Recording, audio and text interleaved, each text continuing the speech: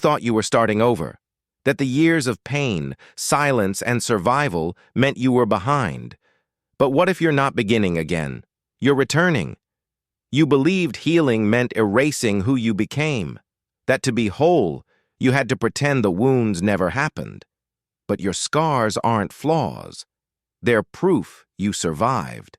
You've been told to move on, as if you could just leave the pain behind.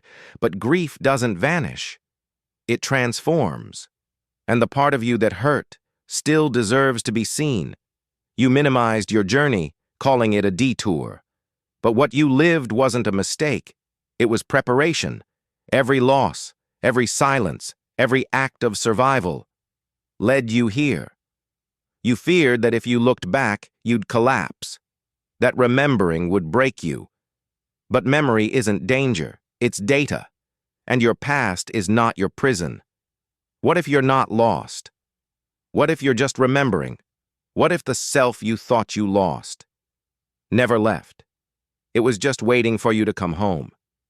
You fear that healing means forgetting, that to move forward, you must erase the parts of you shaped by pain.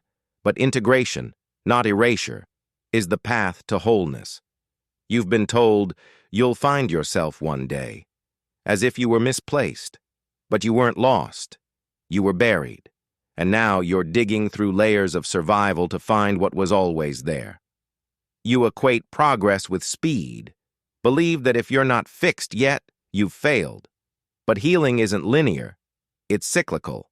And returning is still moving forward.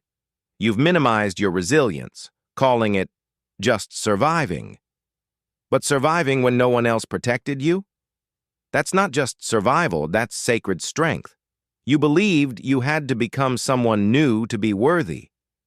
But what if worth isn't earned through change, but reclaimed through remembrance?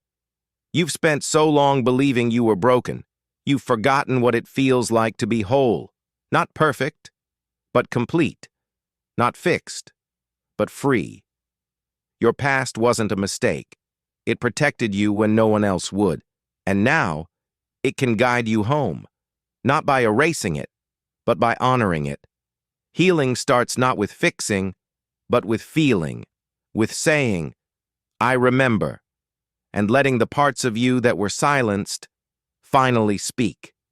You don't have to explain your journey to be valid, you only need to honor it. To say, this is where I've been, and this is why I'm returning, not starting.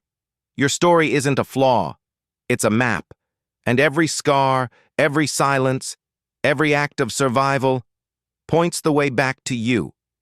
You are allowed to grieve what you lost, to mourn the years, the love, the self you buried. That's not weakness, it's love for who you were. This isn't about becoming someone new. It's about becoming whole, not by erasing the past, but by integrating it, by coming home. You don't have to start over.